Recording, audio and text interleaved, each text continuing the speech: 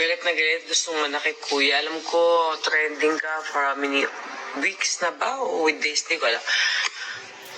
Ayaw sa masalita, kaso binanggit mo yung pangalan ko kuya eh. Binanggit mo yung mukha me. Parang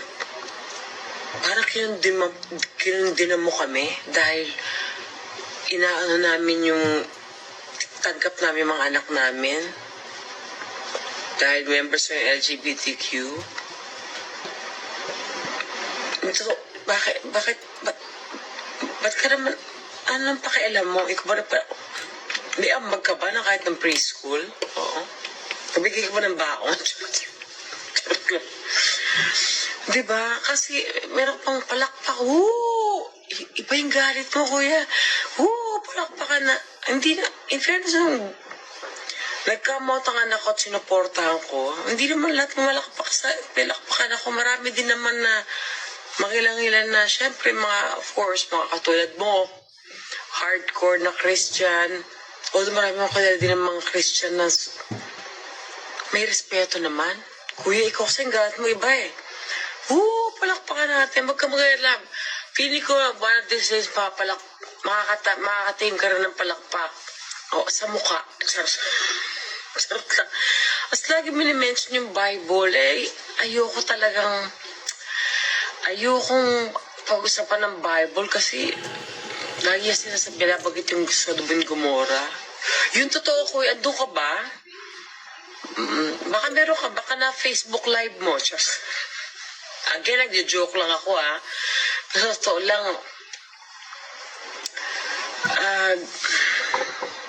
nairita ako, sa totoo lang. Yun lang talaga. Dada ako sa joke kasi yung galit ka sa buong member ng LGBTQ, parang hindi lang sa LGBTQ plus sorry, medyo yung galit ka sa mga panamit, yung mga songs and everything. Ang dami na. So, yun na lang kayo pumunta sa langit. 7? Naniniwala ako sa Lord accommodating. Oo, hindi yan magkatanong pagdating sa pag namatay ako, tanongin yan, ang titignan yan laman ng puso ko. Makikita yan, hindi perfecto to, pero at least ganito, tama. Ganun na feeling ko, hindi yung ilang beses sumayaw ng spaghetti po ba? Gumiling ka, di ba? Ilang beses ka na gano, nakita ko yung coat mo sa shorts. Diba? I mean, come on. Niniwala ko na meron tayong Panginoon na accommodating. Oo, kasi feeling ko parang kayo-kayo lang. Meron ba kayong GC? Ni Lord, tsaka ni Jesus? Oo. Again, nirespeto ko lahat ng religion. Even sa mga hindi nila sa religion. Nakalagay nga sa Bible, kung Bible pag-uusapan, love thy neighbor. Wala nakalagay doon na love thy neighbor, puwera sa mga bading at mga tomboy. Diba? Ang hirap eh. Ang hirap yan eh. Kasi kung literal natin yung Biblia, yung pag-usapan kasi hahaba. Ang sabihin ko lang, hanggat wala kang inaapakang tao, naniniwala ko si Lord, may sarili akong relationship kay Lord. Wala nang pakialam, wala tayong pakialam doon. Personal relationship natin yun. Mga papakla ka man, tomboy, arusep, halamang dagat. It's between me and him. Wala dapat humusga. Oo. Kuya, dahan-dahan din. Pwede ka na magsabi ng opinion mo. Pero para i-drag mo yung name namin na parang akala mo asama sa magulang. Medyo ka doon, kuya. Sinasabi ko sa'yo. Oo. Ulitin ko, love thy neighbor. Sa Biblia yan. Oo. Tsaka diba, nakalagay sa Biblia, God is love. So, again, respeto lang sa atin, sa isa't isa bilang tao.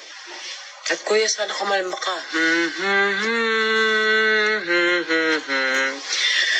At wag mong husgahan ang pagkapalaki ko sa anak ko. Uulitin ko, at least hindi kriminal, hindi nag-addict, hindi addict or something. Hindi kami at hindi perfecto ang relationship namin. Pero, masabi ko, may tama akong ginawa. kay, pangalan to sa, pangalan mo, anak, sa kanyang, kay, nakalimutan yung pangalan. O basta yun. Oo, kung nanonood ka, hi. I'm so proud of you. At I'm pretty sure maraming sumusuporta sa'yo. At, teka lang, at dahil dyan, spread love. At, again, respeto natin ng isa't isa sana. At kalma. Kumalma ka, kuya. Yun lang. Alam ko may mga nega pa rin dito para walang pakialam. Himwe.